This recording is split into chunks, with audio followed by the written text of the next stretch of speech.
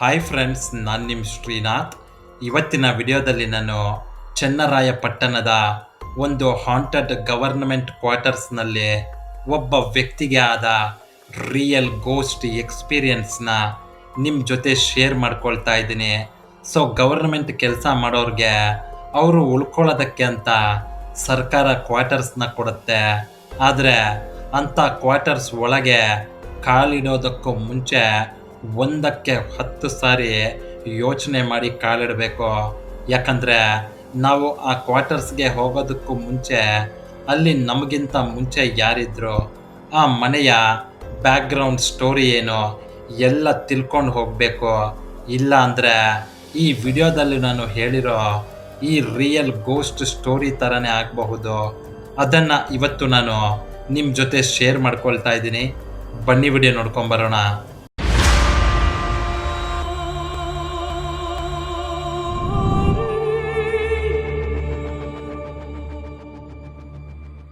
So ಇಷ್ಟಕ್ಕೂ ಚನ್ನರಾಯಪಟ್ಟಣದ ಆ ಒಂದು ಗವರ್ನಮೆಂಟ್ ಕ್ವಾರ್ಟರ್ಸ್ನಲ್ಲಿ ರಿಯಲ್ ಗೋಸ್ಟ್ ಎಕ್ಸ್ಪೀರಿಯನ್ಸ್ನ ಪಡ್ಕೊಂಡ ಆ ವ್ಯಕ್ತಿಯ ಹೆಸರು ಭೂಷಣ್ ಕೊಟ್ಯಾನ್. ಇನ್ನು ಭೂಷಣ್ಗೆ ಈ ಒಂದು ರಿಯಲ್ ಗೋಸ್ಟ್ ಎಕ್ಸ್ಪೀರಿಯನ್ಸ್ ಆಗಿದ್ದು 2003ರಲ್ಲಿ. ಇನ್ನು ಭೂಷಣ್ ಒಬ್ಬ ಗವರ್ನಮೆಂಟ್ ಎಂಪ್ಲಾಯಿ ಆಗಿದ್ದು ಹೆಂಡತಿ ಜೊತೆ ಇರ್ತಾನೆ. ಅವ್ರಿಗೆ ಇನ್ನು ಮಕ್ಕಳಾಗಿರೋದಿಲ್ಲ. ಭೂಷಣ್ ಗೌರ್ಮೆಂಟ್ ಜಾಬ್ ಆಗಿದ್ದರಿಂದ ಆಗಾಗ ಒಂದು ಜಾಗದಿಂದ ಇನ್ನೊಂದು ಜಾಗಕ್ಕೆ ಟ್ರಾನ್ಸ್ಫರ್ ಆಗ್ತಾನೆ ಇತ್ತು. ಪ್ರತಿ ಸಾರಿ ಭೂಷಣ್ಗೆ ಟ್ರಾನ್ಸ್ಫರ್ ಆದಾಗ ಮೊದಲು ಇವನು ಆ ಜಾಗಕ್ಕೆ ಹೋಗಿ ಅಲ್ಲಿ ಒಂದು ಮನೆ ಮಾಡಿ ಅಲ್ಲಿ ಸುತ್ತಮುತ್ತಲಿರೋ ವಾತಾವರಣ ನೋಡಿಕೊಂಡು ಆಮೇಲೆ ಹೆಂಡತಿನ ಕರ್ಕೊಂಡು ಹೋಗ್ತಾ ಇದ್ದ. ಅದೇ ರೀತಿನೇ ಭೂಷಣ್ ಈ ಸಾರಿ ಕೂಡ ಮಾಡ್ತಾನೆ. ಆದರೆ ಕೇವಲ 5 ದಿನಗಳಲ್ಲಿ ಭೂಷಣ್ಗೆ ಅವನಿಗೆ ಅಂತ ಕೊಟ್ಟಿದ್ದ ಆ ಕ್ವಾರ್ಟರ್ಸ್ ಮನೆ ಅದರ ಭಯಾನಕತೆ ಮತ್ತು ಭೀಕರತೆಯನ್ನು ತೋರಿಸಿಬಿಡುತ್ತೆ. ಇಷ್ಟಕ್ಕೂ ಆಗಿದ್ದೇನೆಂದರೆ ಭೂಷಣ್ಗೆ ಪ್ರತಿ ಸಾರಿ ಟ್ರಾನ್ಸ್ಫರ್ ಆಗೋ ರೀತಿಯೇ ಈ ಸಾರಿ ಚನ್ನರಾಯಪಟ್ಟಣಕ್ಕೆ ಟ್ರಾನ್ಸ್ಫರ್ ಆಗುತ್ತೆ. ಅಲ್ಲಿ ಭೂಷಣ್ ಬಾಡಿಗೆ ಮನೆಯನ್ನು ಮಾಡೋ ಅವಶ್ಯಕತೆ ಇರಲಿಲ್ಲ. ಯಾಕಂದರೆ ಅವನಿಗೆ ಅಂತ ಕ್ವಾರ್ಟರ್ಸ್ನ ಫ್ರೀಯಾಗಿ ಕೊಟ್ಟಿದ್ರು. ಸೊ ಭೂಷಣ್ ಯಾವಾಗಲೂ ಮಾಡೋ ರೀತಿಯೇ ಮೊದಲು ಅವನು ಆ ಮನೆಗೆ ಶಿಫ್ಟ್ ಆಗಿ ಅಲ್ಲಿ ಎಲ್ಲ ಕರೆಕ್ಟಾಗಿದೆಯಾ ನೋಡಿಕೊಂಡು ಆಮೇಲೆ ಹೆಂಡತಿನ ಕರ್ಕೊಂಡು ಹೋಗೋಣ ಅಂತ ಅಂದ್ಕೊಂಡಿರ್ತಾನೆ. ಅದೇ ರೀತಿಯೇ ಭೂಷಣ್ ಅವತ್ತು ಮಧ್ಯಾಹ್ನ 3 ಗಂಟೆ ಅಷ್ಟೊತ್ತಿಗೆ ಚನ್ನರಾಯಪಟ್ಟಣದ ಆ ಒಂದು ಗವರ್ನಮೆಂಟ್ ಕ್ವಾರ್ಟರ್ಸ್ನ ರೀಚ್ ಆಗ್ತಾನೆ. ಆದರೆ ಅದು ನೋಡೋದಕ್ಕೆ ಕ್ವಾರ್ಟರ್ಸ್ ಥರನೇ ಇರಲಿಲ್ಲ. ಯಾಕಂದರೆ ಅದೊಂದು ಇಂಡಿಪೆಂಡೆಂಟ್ ಮನೆ ರೀತಿ ಇತ್ತು. ಆಗ ಭೂಷಣ್ ಜಾಗ ಯಾವುದಾದ್ರೆ ಏನು, ಮನೆ ಚೆನ್ನಾಗಿದ್ದರೆ ಸಾಕು ಅಂತ ಮನಸ್ಸಿನಲ್ಲಿ ಅಂದ್ಕೊಂಡು ಅವನು ತಂದಿದ್ದ ಲಗೇಜ್, ಬಟ್ಟೆ ಬರೆ ಎಲ್ಲವನ್ನ ಅರೇಂಜ್ ಮಾಡೋದಕ್ಕೆ ಶುರು ಮಾಡ್ತಾನೆ. ಈ ರೀತಿ ರಾತ್ರಿ 7 ಗಂಟೆವರೆಗೂ ಭೂಷಣ್ಗೆ ಮನೆಯಲ್ಲಿ ಎಲ್ಲ ಎತ್ತಿಡೋದೇ ಸರಿ ಹೋಗುತ್ತೆ. ಇದಾದ ಮೇಲೆ ಭೂಷಣ್ ಹೊರಗಡೆ ಹೋಗಿ ಊಟ ಪಾರ್ಸಲ್ ಕಟ್ಟಿಸ್ಕೊಂಡು ಮನೆಗೆ ವಾಪಸ್ ಬರ್ತಾನೆ. ಮನೆಗೆ ಬಂದು ಮೇನ್ ಡೋರ್ನ ಓಪನ್ ಮಾಡಿ ಒಳಗೆ ಕಾಲಿಟ್ಟ ತಕ್ಷಣ ಅವನಿಗೆ ಏನೋ ಒಂಥರ ಮನಸ್ಸಿಗೆ ಸಮಾಧಾನನೇ ಆಗೋದಿಲ್ಲ. ಒಂಥರ ಸುಸ್ತಾದಂಗೆ ಆಗ್ಬಿಡುತ್ತೆ. ಅದಕ್ಕೆ ಭೂಷಣ್ ಏನು ಮಾಡ್ತಾನೆ ಅಂದರೆ ಮನೆ ಪಕ್ಕದಲ್ಲಿ ಬೆಳೆದಿದ್ದ ರೋಜಾ ಹೂವು ಮತ್ತು ದಾಸವಾಳದ ಹೂವಿನ ಗಿಡದ ಹತ್ತಿರ ಹೋಗಿ ಸ್ವಲ್ಪ ಹೊತ್ತು ನಿಂತ್ಕೊಂಡು ಫ್ರೆಶ್ ಆಗಿರೋ ಗಾಳಿಯನ್ನು ತಗೊಳ್ತಾನೆ. ಇದಾದ ಮೇಲೆ ಸ್ವಲ್ಪ ಸುಸ್ತು ಕಡಿಮೆ ಆಗುತ್ತೆ. ಅದೇ ದಿನ ರಾತ್ರಿ ಸುಮಾರು 9 ಗಂಟೆಗೆ ಭೂಷಣ್ ಅವನು ತಂದಿದ್ದ ಊಟನ ಹಾಲ್ನಲ್ಲಿ ಕೂತ್ಕೊಂಡು ತಿಂತಾ ಇರ್ತಾನೆ. ಆಗ ಇದ್ದಕ್ಕಿದ್ದ ಹಾಗೆ ಸಡನ್ನಾಗಿ ಕರೆಂಟ್ ಹೋಗ್ಬಿಡುತ್ತೆ. ಆಗ ಭೂಷಣ್ ಏನು ಮಾಡ್ತಾನೆ ಅಂದರೆ ಎದ್ದು ಹೋಗಿ ಒಂದು ಕ್ಯಾಂಡಲ್ನ ಹಚ್ಚಿ ಕಿಚನ್ ಬಾಗಿಲತ್ರ ಇಡ್ತಾನೆ. ಕ್ಯಾಂಡಲ್ನ ಅಲ್ಲಿಟ್ಟರೆ ಹಾಲ್ಗೆ ಮತ್ತು ಕಿಚನ್ಗೆ ಎರಡೂ ಕಡೆ ಬೆಳಕು ಬರುತ್ತೆ ಅಂತ ಹೇಳಿ ಆ ರೀತಿ ಮಾಡ್ತಾನೆ. ಮತ್ತೆ ಭೂಷಣ್ ಊಟ ತಿಂತ ಹಾಲ್ನಲ್ಲಿ ಗೋಡೆ ಮೇಲೆ ಹಾಕಿದ್ದ ಅವರಿಬ್ಬರು ಗಂಡ ಹೆಂಡತಿ ಫೋಟೋ ನೋಡಿಕೊಂಡು ಊಟ ತಿಂತಾ ಇರ್ತಾನೆ. ಆಗ ಇದ್ದಕ್ಕಿದ್ದ ಹಾಗೆ ಭೂಷಣ್ಗೆ ಆ ಗೋಡೆಯ ಮೇಲೆ ಒಂದು ಹೆಂಗಸಿನ ನೆರಳು ಕಾಣಿಸುತ್ತೆ. ಇನ್ನು ಆ ನೆರಳು ನೋಡೋದಕ್ಕೆ ಯಾವ ರೀತಿ ಇತ್ತು ಅಂದರೆ, ಆ ಹೆಂಗಸು ಭೂಷಣ್ ಹಿಂದೆ ನಿಂತ್ಕೊಂಡಿರೋ ಥರ ಕಾಣಿಸ್ತಾ ಇತ್ತು. ಅಷ್ಟೇ ಅಲ್ಲದೆ ಆ ಹೆಂಗಸಿಗೆ ತುಂಬ ಉದ್ದನೆಯ ಕೂದಲು ಮತ್ತು ಕೈಯಲ್ಲಿ ತುಂಬ ಉದ್ದನೆಯ ಉಗುರಿರೋ ಥರ ಆ ನೆರಳಿನ ಮೂಲಕ ಭೂಷಣ್ಗೆ ಕಾಣಿಸುತ್ತೆ. ತಕ್ಷಣ ಭೂಷಣ್ ಹಿಂದೆ ತಿರುಗಿ ನೋಡ್ತಾನೆ, ಆದರೆ ಅವನ ಹಿಂದೆ ಯಾರೂ ಇರೋದಿಲ್ಲ.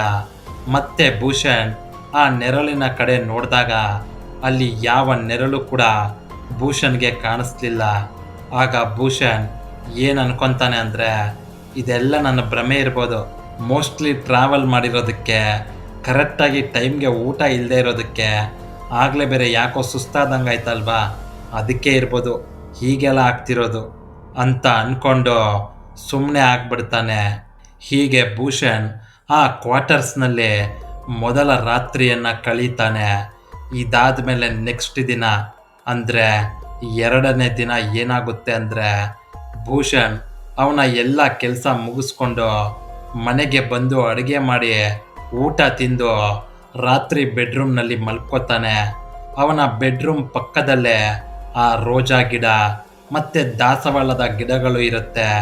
ಚೆನ್ನಾಗಿ ಗಾಳಿ ಬರಲಿ ಅಂತ ಹೇಳಿ ಭೂಷಣ್ ಬೆಡ್ರೂಮ್ ಕಿಟಕಿ ಡೋರ್ಗಳನ್ನು ಓಪನ್ ಮಾಡಿ ಮಲ್ಕೋತಾನೆ. ತಣ್ಣಗೆ ಗಾಳಿ ಬೀಸ್ತಾ ಇರುತ್ತೆ. ಹೀಗೆ ಭೂಷಣ್ ಆ ತಣ್ಣನೆಯ ಗಾಳಿಯಲ್ಲಿ ಆ ರೋಜಾ ಗಿಡಗಳನ್ನು ನೋಡ್ತಾ ಹಾಗೆ ನಿಧಾನಕ್ಕೆ ನಿದ್ದೆಗೆ ಜಾರ್ತಾನೆ. ಆದರೆ ಕರೆಕ್ಟಾಗಿ ಮಧ್ಯರಾತ್ರಿ 2 ಗಂಟೆಗೆ ಭೂಷಣ್ಗೆ ಯಾರೋ ಪಕ್ಕದಲ್ಲಿ ಓಡಾಡ್ತಾ ಇರೋ ಥರ ಶಬ್ದ ಕೇಳಿಸುತ್ತೆ. ಆಗ ಭೂಷಣ್ ನಿಧಾನಕ್ಕೆ ಕಣ್ಬಿಟ್ಟು ಆ ಕಿಟಕಿ ಕಡೆ ನೋಡ್ತಾನೆ. ಅಷ್ಟೇ ಮಲಗಿದ್ದ ಜಾಗದಲ್ಲೇ ಭೂಷಣ್ಗೆ ಕೈ ಕಾಲು ನಡುಗೋದಕ್ಕೆ ಶುರುವಾಗುತ್ತೆ.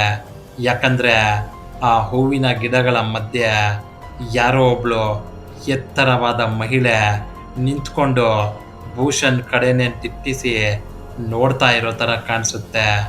ಭೂಷಣ್ ಎದ್ದು ಬೆಡ್ ಮೇಲೆ ಕೂತ್ಕೊಂಡು ಆ ಹೆಂಗಸಿನ ಕಡೆಗೆ ನೋಡ್ತಾನೆ. ಆಗ ಆ ಹೆಂಗಸು ತುಂಬ ವಿಚಿತ್ರವಾದ ರೀತಿಯಲ್ಲಿ ಭೂಷಣ್ ಕಡೆ ನೋಡಿಕೊಂಡು ಅಲ್ಲಿಂದ ಪಕ್ಕಕ್ಕೆ ನಡ್ಕೊಂಡು ಹೋಗ್ಬಿಡ್ತಾಳೆ.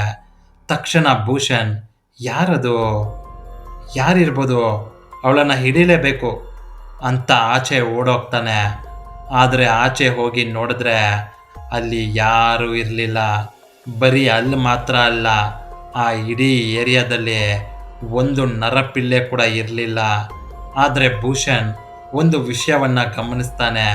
ಅದೇನೆಂದರೆ, ಅವನ ಮನೆಯಿಂದ ಒಂದಷ್ಟು ದೂರದಲ್ಲಿ ಒಂದು 15-20 ನಾಯಿಗಳು ಇವನ ಮನೆ ಕಡೆ ನೋಡಿಕೊಂಡು ತುಂಬ ವಿಚಿತ್ರವಾಗಿ ಅಳ್ತಾ ಇದ್ವು. ಇದಾದ ಮೇಲೆ ಭೂಷಣ್ ಭಯಕ್ಕೆ ಒಳಗೆ ಓಡಿ ಹೋಗಿ ನಿದ್ದೆ ಹೋಗ್ಬಿಡ್ತಾನೆ. ಹೀಗೆ 2ನೇ ರಾತ್ರಿ ಕೂಡ ಕಳೆದೋಗುತ್ತೆ.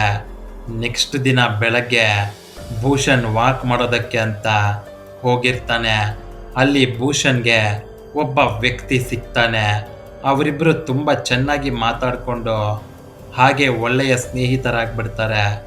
ಆದರೆ ಹೀಗೆ ಮಾತಾಡ್ತಾ ಮಾತಾಡ್ತಾ ಭೂಷಣ್ ಆ ವ್ಯಕ್ತಿಯ ಜೊತೆ ನನಗೆ 2 ರಾತ್ರಿಗಳಿಂದ ಈ ಥರ ಆಗ್ತಾ ಇದೆ ಅಂತ ಹೇಳ್ತಾನೆ. ಆಗ ಅಷ್ಟೊತ್ತು ಚೆನ್ನಾಗಿ ಮಾತಾಡ್ತಾ ಇದ್ದ ಆ ವ್ಯಕ್ತಿ ತುಂಬ ಗಾಬರಿಯಲ್ಲಿ ಭೂಷಣ್ಗೆ, ಭೂಷಣ್ ಅವರೇ, ನೀವು ಆ ಮನೇಲಿ ಇರೋದಕ್ಕೆ ಹೋಗಬೇಡಿ, ಅವಳು ಎಲ್ಲೂ ಹೋಗಿಲ್ಲ, ಅಲ್ಲೇ ಇದ್ದಾಳೆ, ಅವಳು ಯಾರನ್ನು ಬಿಡೋದಿಲ್ಲ ಅಂತ ಹೇಳಿ ಅಲ್ಲಿಂದ ಹೊರಟು ಬಿಡ್ತಾನೆ. ಆ ವ್ಯಕ್ತಿ ಹೇಳಿದ ಆ ಮಾತುಗಳನ್ನು ಕೇಳಿ ಭೂಷಣ್ಗೆ ಏನೂ ಅರ್ಥನೇ ಆಗೋದಿಲ್ಲ. ಆದರೆ ಅದೇ ದಿನ ರಾತ್ರಿ ಭೂಷಣ್ ಬೆಡ್ರೂಮ್ನಲ್ಲಿ ನಿದ್ದೆ ಹೋಗ್ತಾ ಇರ್ತಾನೆ. ಆಗ ಕರೆಕ್ಟಾಗಿ ಬೆಳಗ್ಗಿನ ಜಾವ 3:30-4 ಗಂಟೆಗೆ ಸಡನ್ನಾಗಿ ಭೂಷಣ್ಗೆ ಎಚ್ಚರವಾಗ್ಬಿಡುತ್ತೆ. ಯಾಕಂದರೆ ಆ ಮನೆಯಲ್ಲಿ ಯಾರೋ ತುಂಬ ನೋವಿನಿಂದ, ಪ್ಲೀಸ್ ನನ್ನ ಕಾಪಾಡಿ, ಮೈಯೆಲ್ಲ ಉರಿತಾ ಇದೆ, ಅಮ್ಮ ನನ್ನ ಕಾಪಾಡೋರು ಯಾರೂ ಇಲ್ವಾ, ಯಾರಾದರೂ ಬನ್ನಿ, ನಿಮ್ಮ ದಮ್ಮಯ್ಯ ಅಂತೀನಿ ಅಂತ ಅಳ್ತಾ ಇರೋ ಥರ ಶಬ್ದ ಕೇಳಿಸುತ್ತೆ. ಆಗ ಭೂಷಣ್ ನಿಧಾನಕ್ಕೆ ಬೆಡ್ ಮೇಲಿಂದ ಎದ್ದು ಹಾಲ್ಗೆ ಹೋಗ್ತಾನೆ. ಹಾಲ್ನಲ್ಲಿ ಯಾರೂ ಇರೋದಿಲ್ಲ. ಆಗ ಭೂಷಣ್ ಕಿಚನ್ ಕಡೆಗೆ ನೋಡ್ತಾನೆ ಅಷ್ಟೇ. ಅಲ್ಲಿ ಕಂಡ ದೃಶ್ಯವನ್ನು ನೋಡಿ ಭೂಷಣ್ಗೆ ಪ್ರಾಣನೇ ಹೋದಂಗಾಗ್ಬಿಡುತ್ತೆ. ಯಾಕಂದರೆ ಕಿಚನ್ನಲ್ಲಿ ಯಾರೋ ಒಬ್ಳು ಹೆಂಗಸು ನೆಲದಲ್ಲಿ ಬಿದ್ದು ಒದ್ದಾಡ್ತಾ ಇರ್ತಾಳೆ. ಅವಳು ನೋಡೋದಕ್ಕೆ ಯಾವ ರೀತಿ ಇದ್ಲು ಅಂದರೆ ಯಾರೋ ಸೀಮೆ ಎಣ್ಣೆ ಸುರಿದು ಬೆಂಕಿ ಹಚ್ಚಿರೋ ಥರ ಕಾಣಿಸ್ತಾ ಇತ್ತು. ಮೈಯೆಲ್ಲ ಪೂರ್ತಿಯಾಗಿ ಬೆಂಕಿಯಲ್ಲಿ ಸುಟ್ಟು ಬೆಂದು ಹೋಗಿತ್ತು. ಭೂಷಣ್ ಅವನ ಕಣ್ಣಾರೆ ನೋಡಿದ್ದು ಎಲ್ಲ ನಿಜ ಅಂತ ಅಂದ್ಕೊಂಡು ಆ ಹೆಂಗಸಿನ ಸಹಾಯಕ್ಕೆ ಹೋಗಬೇಕು ಅಂತ ಜಸ್ಟ್ ಒಂದು ಹೆಜ್ಜೆಯನ್ನು ಮುಂದೆ ಇಡ್ತಾನೆ ಅಷ್ಟೇ. ಅಷ್ಟರಲ್ಲೇ ಅಲ್ಲಿ ಪರಿಸ್ಥಿತಿ ಕಂಪ್ಲೀಟಾಗಿ ಬದಲಾಗೋಗತ್ತೆ. ಯಾಕಂದರೆ ಮೈಯೆಲ್ಲ ಸುಟ್ಟು ಕರಕಲಾಗಿರೋ ಪರಿಸ್ಥಿತಿಯಲ್ಲಿ ಕಿಚನ್ ನೆಲದಲ್ಲಿ ಬಿದ್ದಿದ್ದ ಆ ಹೆಂಗಸು ಭೂಷಣ್ ಕಣ್ಣ ಮುಂದೆನೇ ಮಾಯವಾಗಿ ಹೋಗ್ತಾಳೆ. ಆಗ ಗೊತ್ತಾಗುತ್ತೆ ಆ ಮನೆಯಲ್ಲಿ ಯಾವುದೋ ಒಂದು ಹೆಣ್ಣಿನ ಆತ್ಮ ಅಲಿತಾ ಇದೆ ಅಂತ. ಭೂಷಣ್ ಇನ್ನು 1 ಸೆಕೆಂಡ್ ಕೂಡ ವೇಸ್ಟ್ ಮಾಡದೆ ರಾತ್ರಿನೇ ಆ ಮನೆಯನ್ನು ಖಾಲಿ ಮಾಡಿಬಿಡ್ತಾನೆ. ಈಗಲೂ ಚನ್ನರಾಯಪಟ್ಟಣದ ಆ ಹಾಂಟೆಡ್ ಗವರ್ನಮೆಂಟ್ ಕ್ವಾರ್ಟರ್ಸ್ ಹಾಗೆ ಇದೆಯಂತೆ. ಆದರೆ ಈಗ ಆ ಇಂಡಿಪೆಂಡೆಂಟ್ ಕ್ವಾರ್ಟರ್ಸ್ ಮನೆಗೆ ಬೀಗ ಹಾಕ್ಬಿಟ್ಟಿದ್ದಾರೆ. ಮನೆ ಮನುಷ್ಯರು ವಾಸ ಮಾಡೋದಕ್ಕೆ ಯೋಗ್ಯವಲ್ಲ ಅಂತ ಗೌರ್ಮೆಂಟ್ ಅವರು ಕೂಡ ತಿಳ್ಕೊಂಡ್ಬಿಟ್ಟಿದ್ದಾರೆ. ಇದು ಚನ್ನರಾಯಪಟ್ಟಣದ ಒಂದು ಹಾಂಟೆಡ್ ಗವರ್ನಮೆಂಟ್ ಕ್ವಾರ್ಟರ್ಸ್ನಲ್ಲಿ ಒಬ್ಬ ವ್ಯಕ್ತಿಗೆ ಆದ ರಿಯಲ್ ಗೋಸ್ಟ್ ಎಕ್ಸ್ಪೀರಿಯನ್ಸ್. ನಿಮಗೇನಾದರೂ ಇದೇ ರೀತಿ ಎಕ್ಸ್ಪೀರಿಯನ್ಸ್ ಆಗಿದ್ದರೆ ಅದನ್ನು ನೀವು ನನ್ನ ಜೊತೆ ಶೇರ್ ಮಾಡ್ಕೊಳ್ಬಹುದು. ನಿಮ್ಮ ಸ್ಟೋರಿನ ನಾನು ಈ ನಿಮ್ಮ ಚಾನಲ್ನಲ್ಲಿ ಎಲ್ಲರ ಜೊತೆ ಶೇರ್ ಮಾಡ್ಕೋತೀನಿ. ಸೊ ಫ್ರೆಂಡ್ಸ್, ಇದು ಇವತ್ತಿನ ರಿಯಲ್ ಹಾರರ್ ಸ್ಟೋರಿಯಾಗಿತ್ತು. ನಿಮಗೇನಾದರೂ ಈ ಸ್ಟೋರಿ ಇಷ್ಟ ಆಗಿದ್ದರೆ ದಯವಿಟ್ಟು ಈ ಸ್ಟೋರಿನ ತಮ್ಮ ವಾಟ್ಸಪ್ ಗ್ರೂಪ್ನಲ್ಲಿ ಎಲ್ರಿಗೂ ಶೇರ್ ಮಾಡಿ. ಮತ್ತೊಂದು ಇಂಟ್ರೆಸ್ಟಿಂಗ್ ಮತ್ತು ರಿಯಲ್ ಗೋಸ್ಟ್ ಸ್ಟೋರಿಯೊಂದಿಗೆ ನಿಮ್ಮನ್ನು ಮುಂದಿನ ವಿಡಿಯೋದಲ್ಲಿ ಭೇಟಿ ಮಾಡ್ತೀನಿ. ವಿಡಿಯೋ ನೋಡಿದ್ದಕ್ಕೆ ಧನ್ಯವಾದಗಳು.